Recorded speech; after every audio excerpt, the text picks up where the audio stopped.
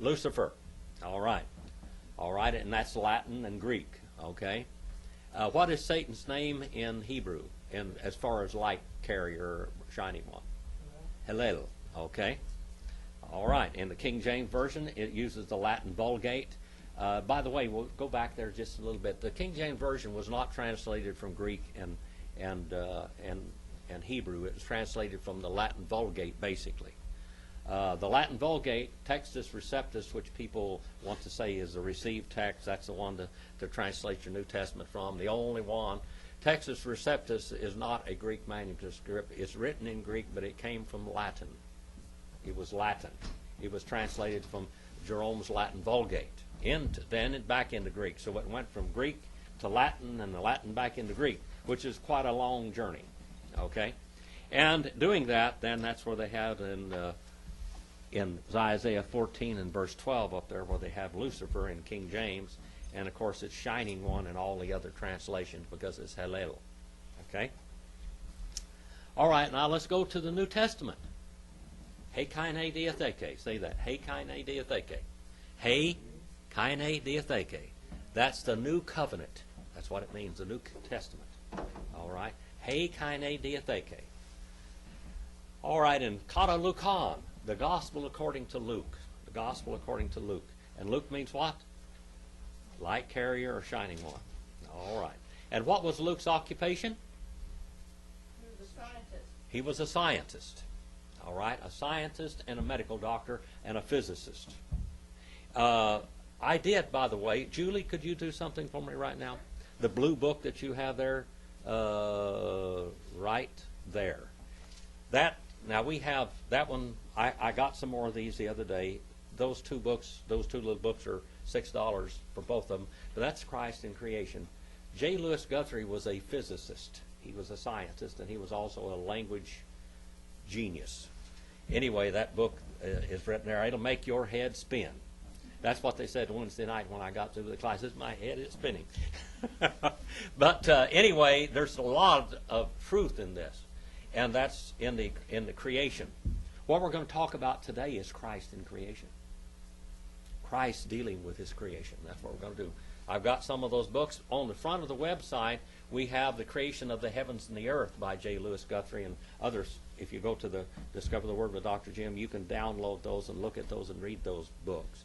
But I have this one. We are trying to put it up on the website one of these days, but poor Randall is wearing out. He's typing all of this in. He has to type all of it in.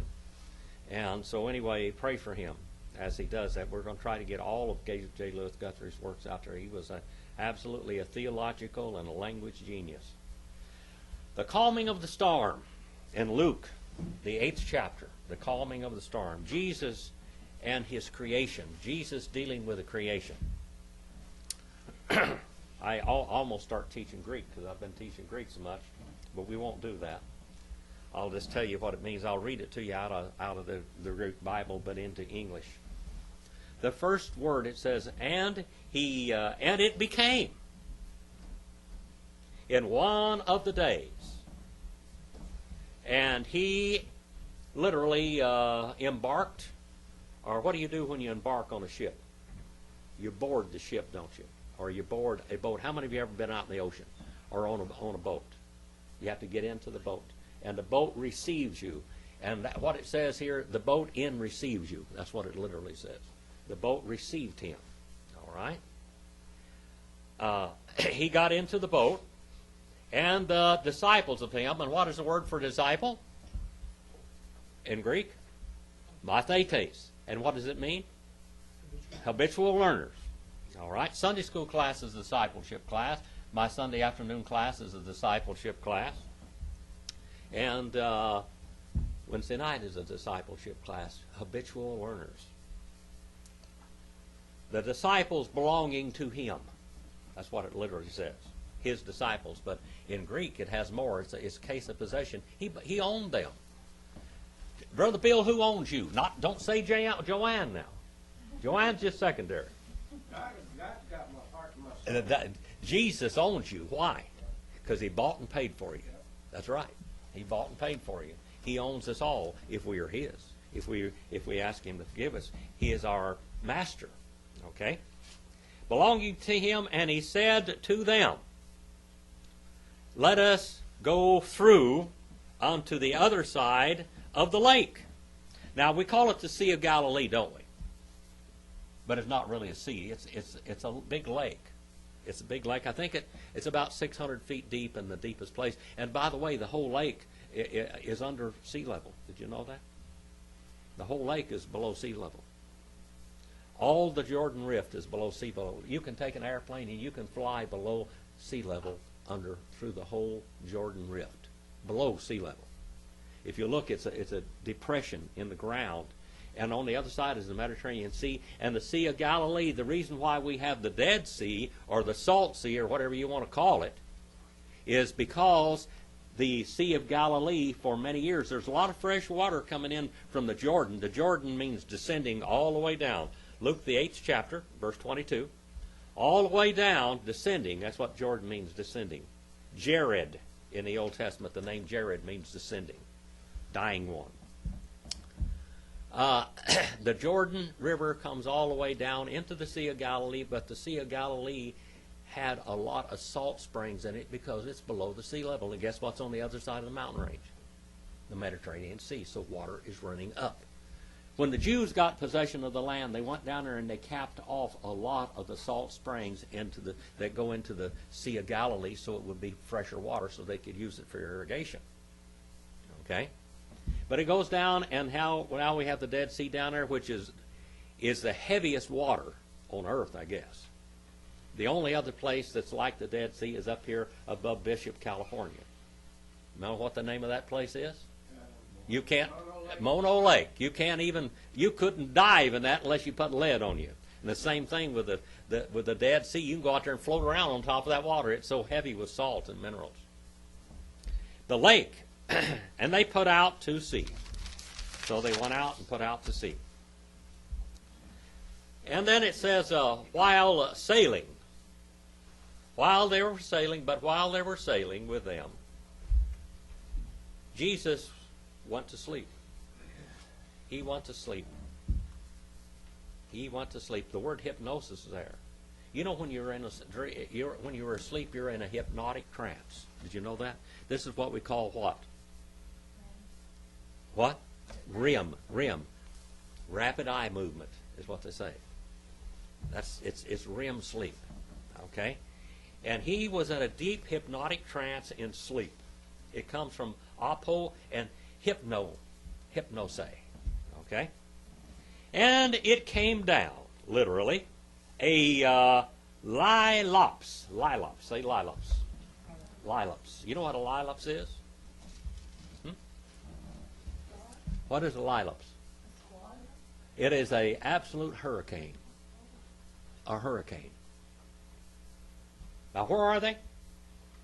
They're on the Sea of Galilee or the Lake of Gennesaret, okay, or the Lake of Galilee, whatever you want to talk about it. Now, all these, who were all in the boat with Jesus? Who are the guys in the boat with him? His disciples, okay. Now, what were these? Ethnically, what were these people? All Jews. Now, what did they think about the Sea of Galilee? What was their idea of the Sea of Galilee? This is the gate of hell. The gate of Tartarus. Sophon, Tophon. This is the deep, dark, bottomless pit. The gate to the bottomless pit in hell. Okay? It's the gate of Sheol. Sheol, or Hades in Greek.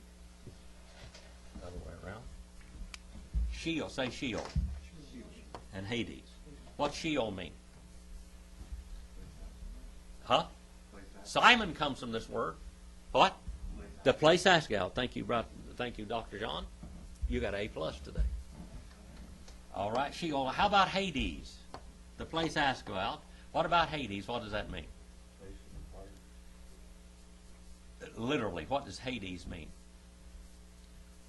All you Greek scholars now, what does Hades mean? Marilyn? The place unspoken or unseen. The place unseen. Brother Bill, you got A+ today. All right. That corner over there is doing real good. This one and that one. Sheol and Hades. Sheol, the place excavate. Hades is the place not seen, okay? But now this is the gate. According to the Jews, this is the gate of Sheol or Tartarus. Okay? Now, who guards this gate according to the Jewish culture?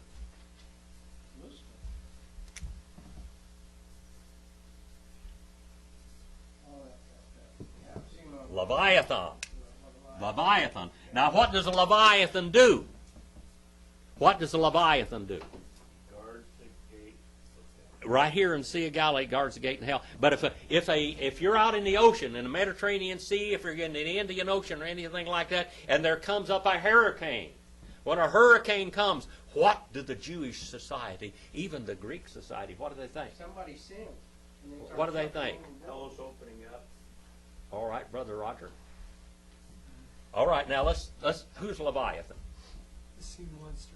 Okay, that is a feminine sea monster, basically. It is in the Hebrew mythology, and we don't know whether it's for real or not. Even the book of Enoch talks about this, okay? All right, the book of Jasher talks about this. All Hebrew philosophy and theologians, they talk about Leviathan. Leviathan is basically the feminine, demonic, supernatural force that causes all sea wrecks and great hurricanes and storms. How many of you read the book of Job lately? You lived it this last week. All right? The book of Job. What happened? Where did the storms come from that killed Job's kids? Oh, Satan. God turned loose these demonic powers. They're demonic, okay? Now, as far as these people are concerned, by the way, who is the supernatural force in the desert? Who is that? Who's the supernatural force in that? Who's the God or the demonic supernatural being, animal, whatever you want to call it, over the desert? What's his name? Behemoth. Behemoth. So we got Behemoth and we got Leviathan. Behemoth is the male and Leviathan is the female. These are two terribly powerful supernatural beings that cause destruction. Okay? We already, when Jesus went into the wilderness, guess who he faced according to Jewish philosophy? Behemoth. Now he's out on the Sea of Galilee, and he's facing the force of Leviathan. Okay? And Leviathan, according to their thinking, has stirred up a hurricane out on this lake. Dakota. Have you ever been in a storm on a lake? Huh? How fast did that storm come up? I took Dakota and her little friend, what was her name, Dakota? What was your friend's name that we went out on Buena Vista? Rosalina. Couldn't hardly pry one. I couldn't pry a word out of her, Brother Bill.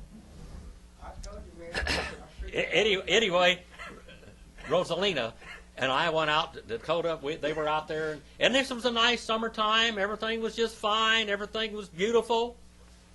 And I went out there and got out there, and I was pulling them around in the boat on a inner tube. They were tubing out there on the lake. And all of a sudden, when we went around one time, when we come back around that lake, there are 3-foot whitecaps. And the wind is blowing about 60, 70 miles an hour. Tearing the place up. We made 2 or 3 shots at the dock. And the wind was blowing us away from the dock. Boats were crashing on the shore, everything. Boy, I mean, it was a mess out there. Leviathan was doing her business. That's all I can say. Bad, bad storm. So that's what's going on out here on the lake. And all of Jesus' disciples believe this. You understand that? They all believed that a force of evil was at work on this lake. This is what's going on in their minds. Okay? While they were sailing, Jesus went into a deep sleep. And having come down a hurricane, a squall. I think there's a movie called Squall, isn't it? Where they went out in the ocean and, boy, a big, terrible hurricane. What? White squall. White squall. Okay. A great hurricane came. Okay? That's what this is. This is like a hurricane force winds. Of animu. Of winds. Yeah, this was not a very small boat because of the amount of people. This is probably bigger than my boat. It's probably about a 25, 30-foot boat maybe. Okay? And unto the lake, Limnane. And the boat kept on being filled. The boat kept on being filled with water. Guess what they were doing all the time? Have you ever been out in the ocean or out on a lake and you're bucketing? You're bailing the boat out? They were bailing. They were bailing and they were bailing and bailing and bailing just as fast as they could bail. And the boat kept on filling up. And it says, and they continued to be, is this all right with me translating this to you? You're not too confused with this, are you? And they kept on being right in the middle of danger. The word great danger, the word dynamis is in this word. It's kin dineo. All right? They were right in the middle of a powerful force. Something very powerful and something very dangerous. It's like standing in front of a cannon. This is the idea, okay? They were right in the middle of a powerful force of destruction. 24. And having approached, all of them ran to Jesus, and they awakened him, saying, and here we use a different word than they usually use for him. It's epistata. Epistata. Say epistata. Epistata. That's an unusual word. This is a rare word. It means a doctor of letters. The word epistle. Epistle is what? The epistle of John, 1st, 2nd, and 3rd John. These are epistles. We got the 1st and 2nd epistle of Peter. All right?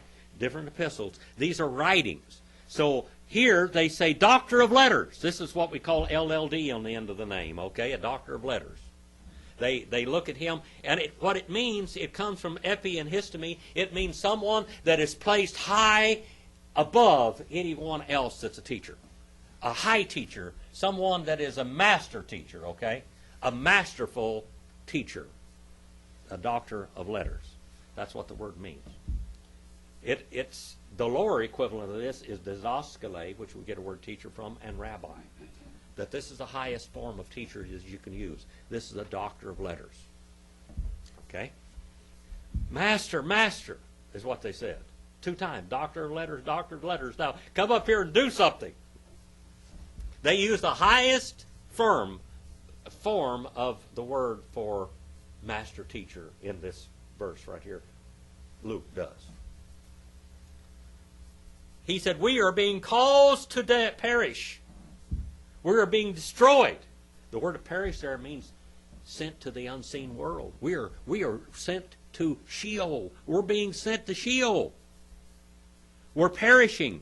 We are dying. Having been awakened. Remember what the word Timothy means? Timothy? The word Timothy is in this word. This next word. Epitimason. All right?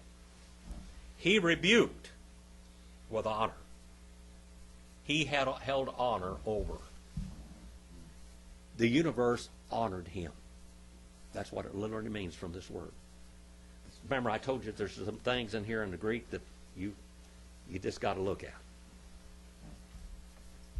Luke uses some real high terms in here.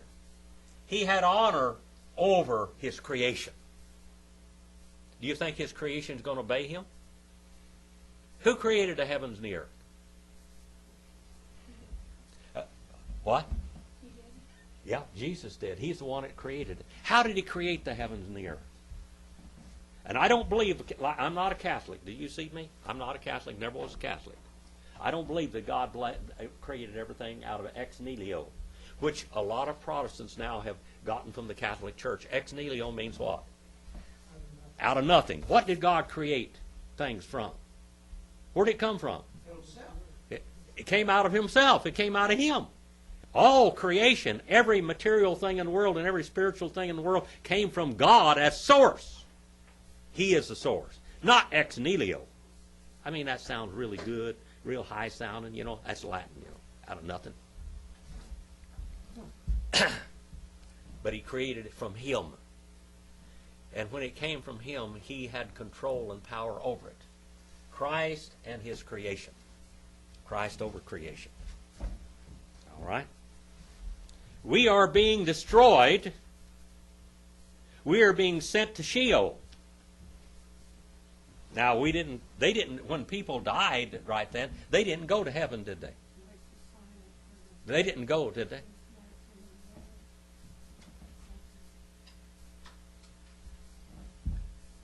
When a person died before the cross of Calvary, where'd they go, Brother Mike? They went to Sheol. Everybody went to Sheol. Everybody went to Sheol. Now in Sheol there are two compartments at this period of time. What was one compartment is called what? There are two different terms. Paradise. Paradise, and what's the other one? Hades. No, what's the other one? No, what's the other term for paradise side? Let's look at it first. It's called Abraham's bosom. Yeah. Paradise, paradiso. What does paradiso mean? Paradiso. It comes from what languages? Persian, into Hebrew, into Greek, and then into English.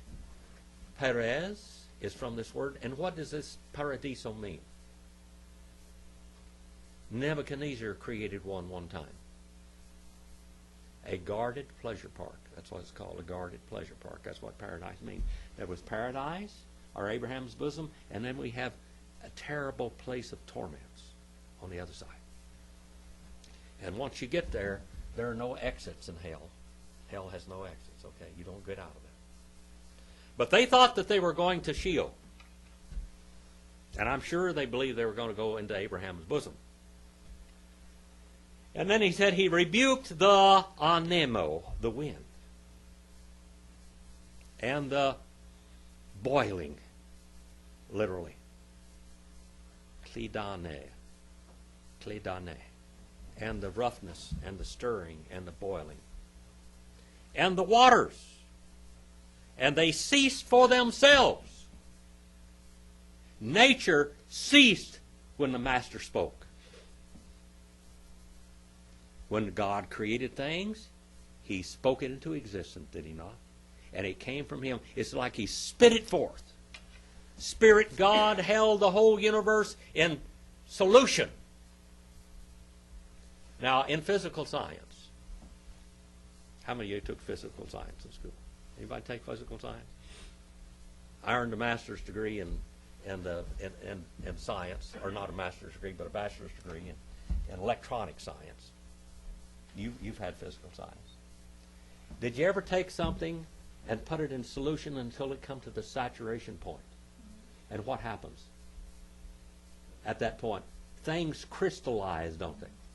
When they come to the saturation, Dr. John, you know that. It comes to the point of the saturation point, and then it crystallizes. Matter, solid matter, comes out of it. God held the whole universe in solution, and he spoke it forth, and it crystallized into being. Okay? Now there's wind. There's the spirit forces out there. There's the angel forces. There's the matter. There's the physical matter in all of the universe.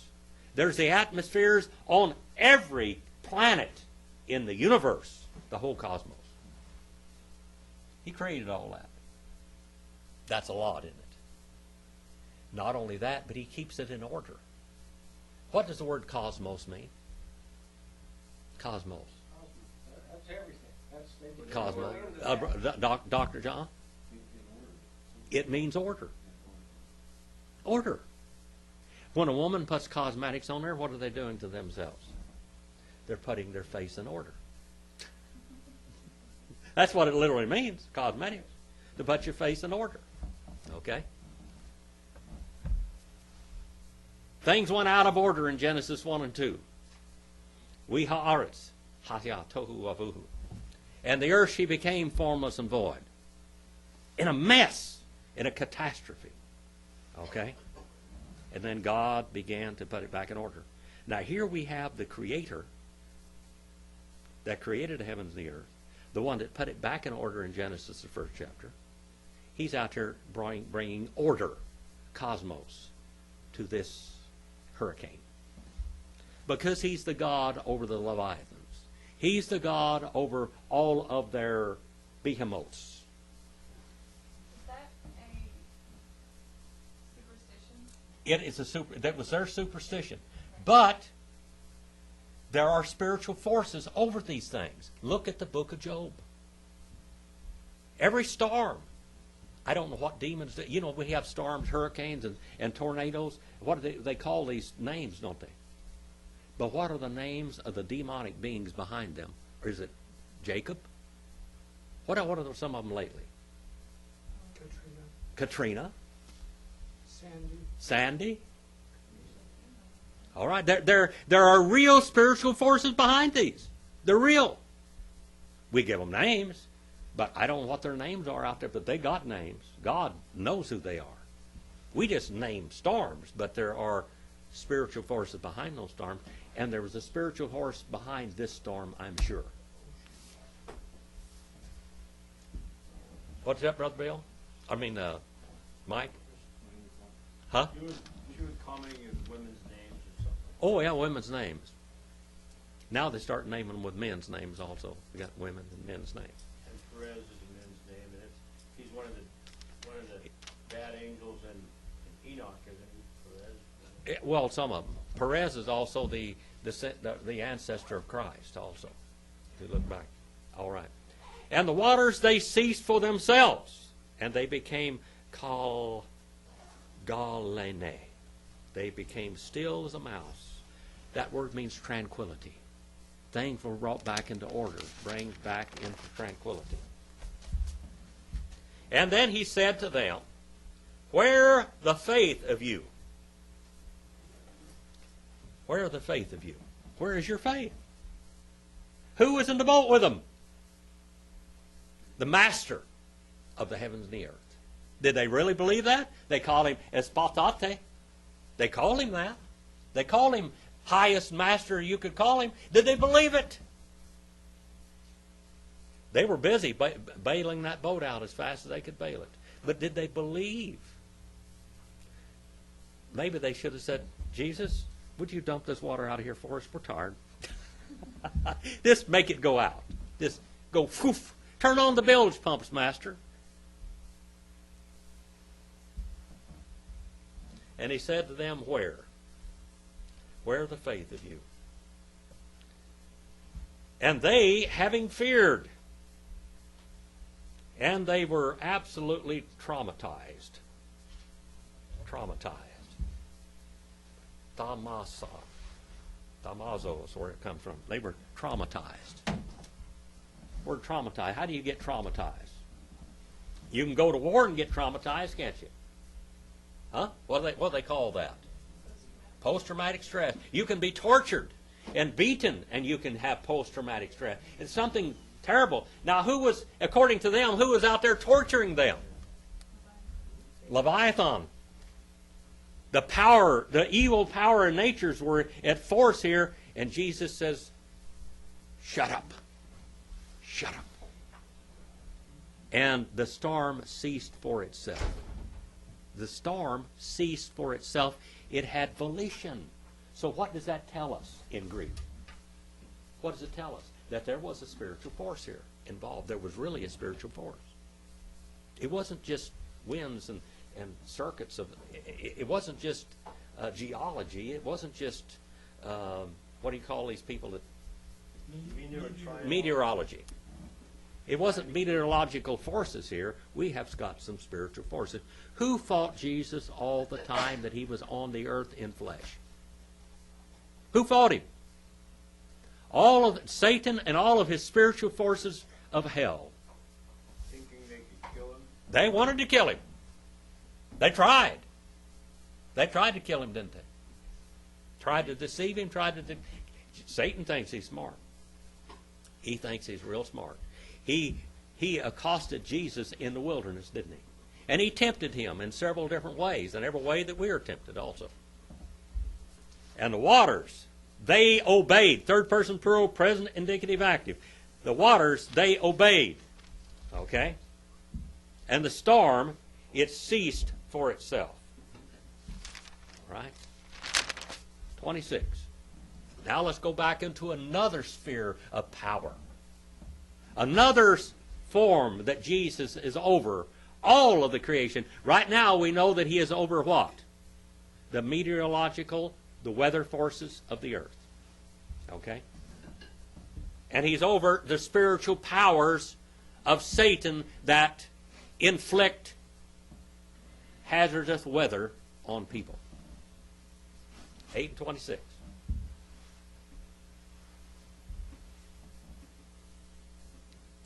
They sailed down and into the country of the Gerasenes, which is over against Galilee. What's Galilee mean? Remember? Circle. That means the whole circle around this lake.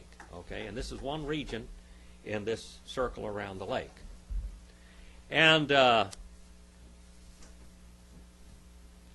having gone out upon the land, he met a certain man, out of the city. And this man having demons. He continued to have demons. Demonia.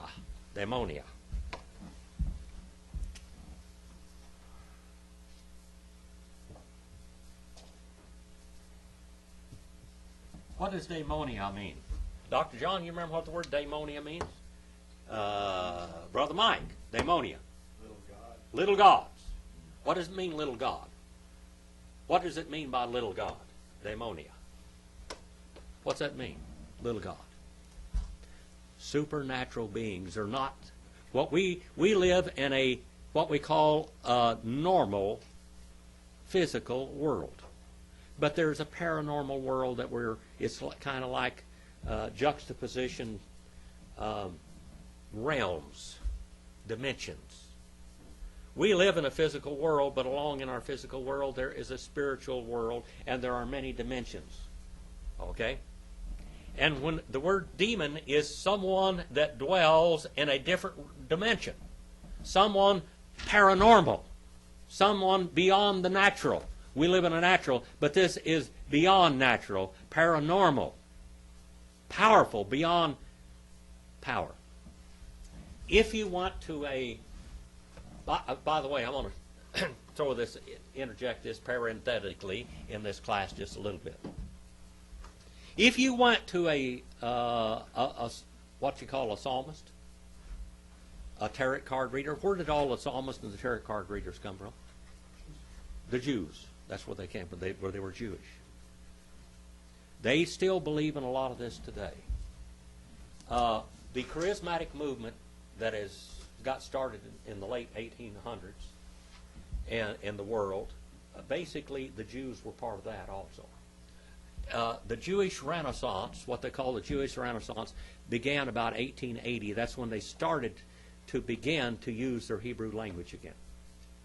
And they started to write newspapers and articles in Hebrew. It was actually Hebrew interlinear because they would write Hebrew and then they'd write the translation because none of the Jews knew the Hebrew anyway. But they were trying to bring their language back. And that's the time that they started what we call the Zionist movement. They wanted to go back into their land. They wanted to go back into the land of Palestine. And during this, to show God's approval of this, they started having demon casting. You think that all this started with Pentecostals and stuff? It didn't start with Pentecostals. It started with Jews. They'd have demon casting meetings, and they had certain high rabbis that would cause miracles, and they were laying their hands on and causing miracles. The greatest in the Jewish history, what year was the greatest messianic movement in Jewish history? in modern Jewish history. What year was that? No. What was the greatest messianic movement in the Jewish history? Dakota heard it on television the other day. I told her. When he left, Huh? he left Egypt? Huh? No. What was and by the way, all the Jews historically for the last 1,000 years have been in the entertainment field and the magic field and all that in the theater. Did you know that? Okay. What was the year that they had the greatest messianic movement among the Jewish people in the world besides Jesus Christ, which they didn't believe? 1660. 1660. And the Messiah went out, and I mean, he was this emptying countries. They were following him all over, and I cannot remember his name right now for the life of me. But anyway, they took and they held a knife to his throat and made him convert to the Muslim faith. And I mean, it just fell apart. But all during this time, they were having miracle services. They quit using medicines, and they were using magic. In the Jewish people, there is magic, and the charismatic movement is so. When Jews get converted, they go right into the charismatic movement because that's what they've been dealt with. That's what they believe. Okay, let's go on. A man possessed with supernatural powers. That's what it means. A man possessed with supernatural powers for a considerable amount of time. And he was running around naked. He didn't tie on any clothing. That's what it says. He didn't tie on any clothing. By the way, all the clothing they had back then, they were wrapped. It was wrappers. In Hebrew, clothing means wrappers. And at this time, they were wrapping clothes around them. The serapes or something like that, you know, that type of clothing. They didn't have pants and they didn't have shirts and stuff. It was basically they had underwear, but they had wrappers. He didn't put any wrappers on. He was running around naked. And he didn't live in a house. He did not remain or live in a house. But among the, this is the master of the graveyard. The master of the graveyard. The master of the graveyard. That's who he was. That's where he lived. Now, who's in the graveyard? Who occupies? That's what we call necropolis, isn't it? Necropolis. What does necropolis mean? Necros means dead. And necropolis, that's the city of the dead. That's where he lived. He lived in the city of the dead. He was a master of the graveyard. He was running out there from tombs, and they had caves, and they had all kinds of stuff. He was living in the caves where the stinking corpses were rotting. Running around with no clothes on. And the man was from a very prominent family that lived in the what we call Decapolis. What's Decapolis mean? Decapolis. That's a Greek word, Decapolis. Deca means what? Huh? 10. Polis. We got a word police means someone over the city. 10 cities. I've been in that. In Jerash, I've been all up and down the 10 cities over there where he was. You know what happened over there later on? That man became a missionary to his own family. And he went back. All right? He didn't live in the house, but he kept on living in tombs. And having seen Jesus, having cried out, he fell prostrate down on his face in front of him. And in a voice great, he cried out. I mean, in a screaming, loud screech. In some of the Gospels, it says he cried out, "Ooh-ah! Ooh-ah." Say ooh-ah. Ooh-ah! That's an onomatopoeic word. What's that mean? Onomatopoeic. What's an onomatopoeic word? Sounds like what's... Say ow real quick. Ow! Have any of you ever said ow? Yeah, you ever said ow? Slam the door on your finger or whatever. Stump your toe in the middle of the night. Broke your toe in the middle of the night. Broke your toe. That's daylight, by the way, in Greek. broken toe day. Ooh-ah. The scream of the demon is, I remember Brother Hubbard preaching a sermon, ooh-ah, the scream of a demon. This is what he screamed out with the scream of a demon, screaming out. Ooh-ah. Ooh-ah means what in Greek? Ooh-ah. Brother Mike, you remember what that word means? Brother John? Dr. John? Remember that, Brother David? How about you? This is going to be a new revelation, huh? It means calamity. Calamity, Brother Bill. You remember now. Yeah. Ooh-ah means calamity. It's an onomatopoeic interjection of horror and calamity. And he said, what to me? To you. What do I have to do to you, Joshua? Son of the God. Son belonging the heir of God. The Most High. The Son of the Most High God. Now, he knew who he was. Do you think the demons don't know who Jesus is? And there, in every false religion, there is a paranormal, supernatural force. In the writing of the Quran, there was a supernatural force. In the Jehovah's Witnesses doctrines, there is a supernatural force. What's wrong with the Jehovah's Witness business?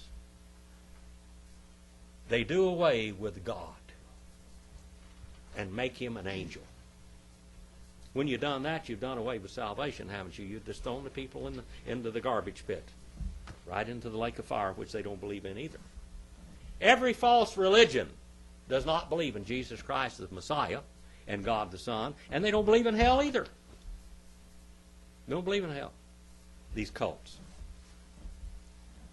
All right. Most High. I beg you for myself. I beg you for myself, not you torment me. Torment me.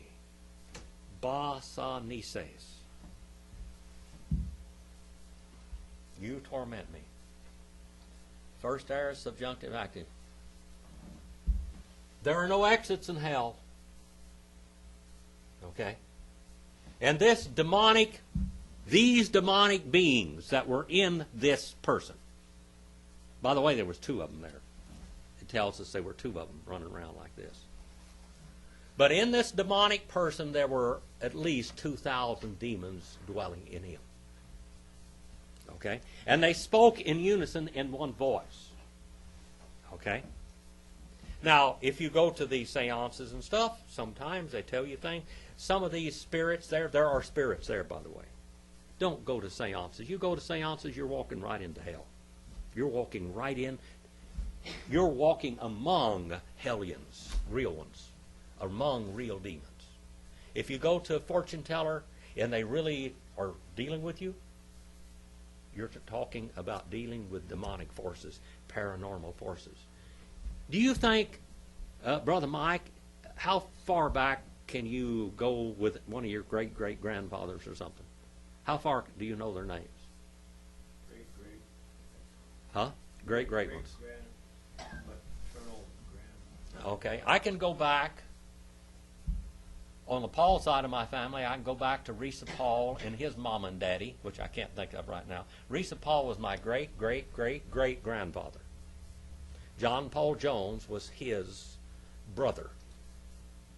John Paul Jones. John Paul Jones, his name was John Paul. It wasn't John Paul Jones. Did you know that? And he was the father of the American Navy. And the Paul family came from Scotland over into the East Coast. Some went into New York and some went to North and South Carolina. Ours went into North Carolina. And Risa Paul was Smith Paul's father, and then Sam Paul was his son. And then Sam Paul had her grandma and my great-grandmother. That we go back that far. But do you know what? All the demons knew them and knew every word they ever spoke in their life. And they could communicate about them and what they said then, as if it's right now. They could imitate their voices through people. If a person would let, people talk about, they say they are channels of spiritual forces. Well, sure there can be channels of spiritual forces, just like this guy was here. He's a channel of spiritual forces. Do you want to be part of that? Spiritual world is not from God, Julie. If you're saved, can you be possessed by a demon? I don't think a saved person could be possessed by demons at all, because we're only triune in nature and we have Spirit God in us, but we can be spiritually what? Bombarded, influenced, physically. yeah, around us. As a unit, we are triune. Body, spirit, and soul. Once a saved person has the Spirit of God in them, they can never be penetrated Yeah. by satanic forces. Think about it, if you walk into where there's demon spirits like that, don't you have a guardian angel with you? We have guardian angels. Yeah. But what we have is a barrier. We have a barrier. A barrier. Now, we know we have barriers, plural. Go to the book of Job. We ought to do the book of Job again one of these days. The book of Job tells you about the barriers. The barriers. There's the barriers that we have over the physical bodies. Can demonic forces hurt your body? Can demonic forces hurt your body? Sure they can. They can injure us. They can do that. They can use people to injure us. Okay? Can demonic forces, can they bother your mind? Yeah. Yeah. Can demonic forces bother your spirit? No. Off limits. Okay? Let's go on a little further. We're running out of time. All right? He thought, these demons thought that Jesus, and they knew Jesus could throw them into the lake of fire. Who were the first people thrown into the lake of fire?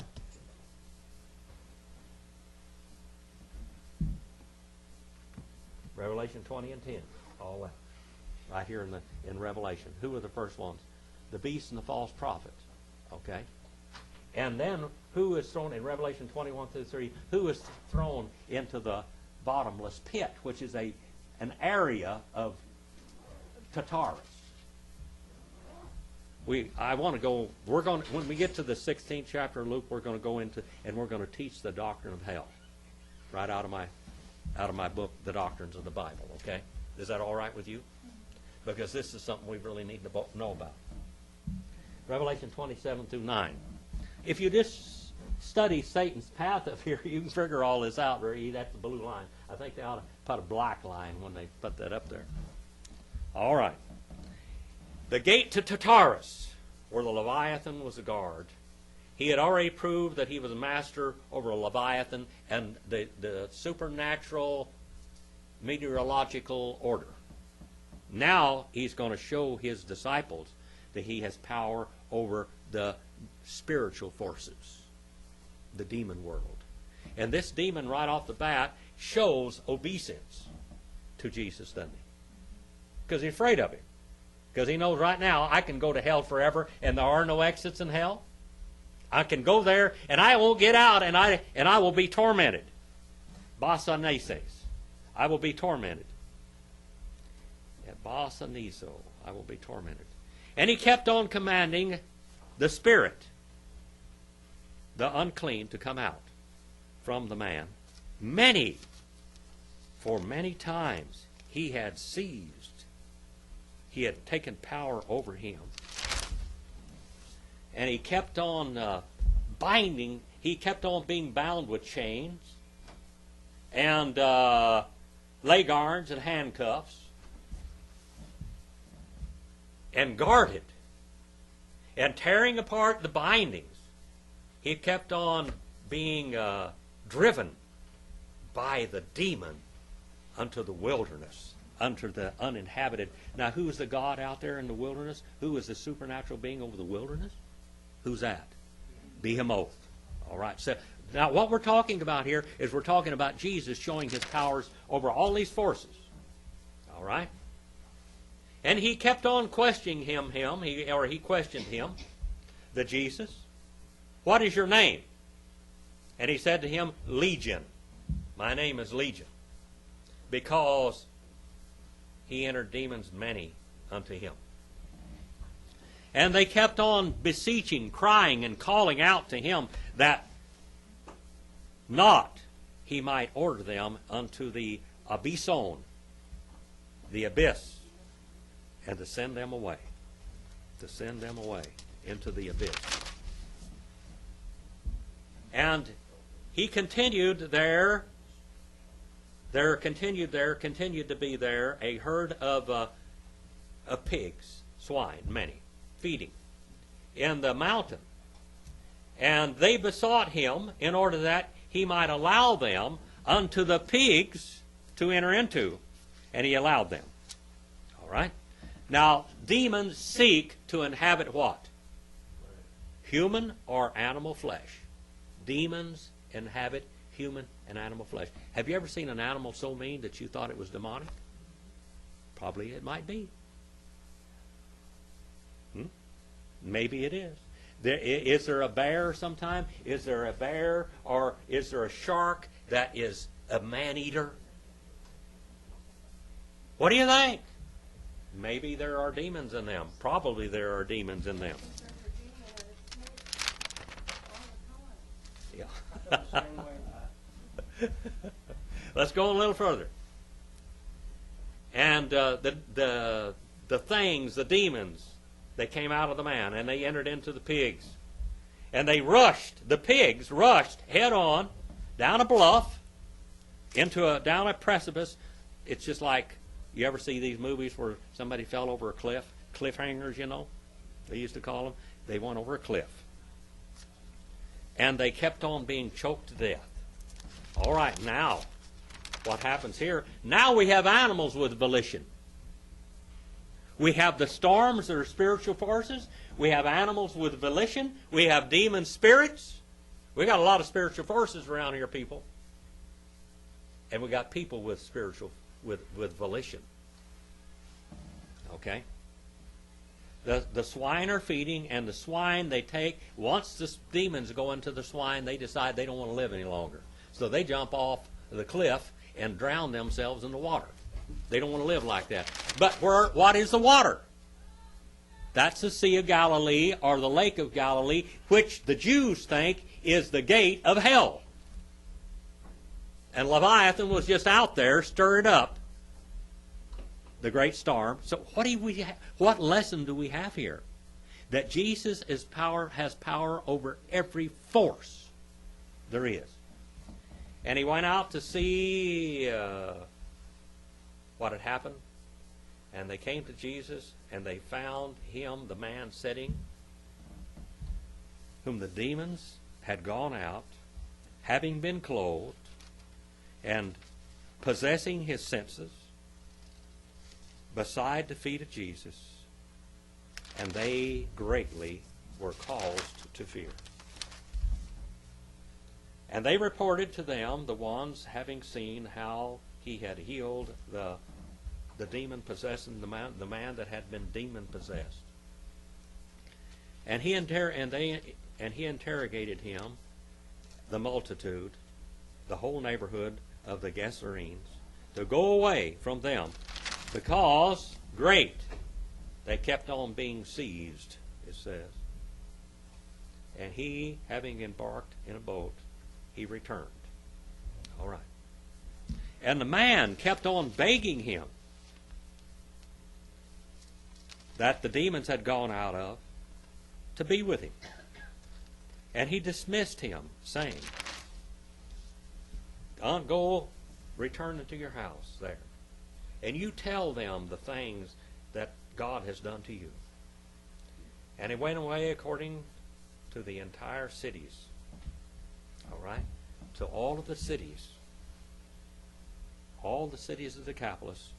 And I went over there, and there is where the major churches were found. This guy went out and planted churches.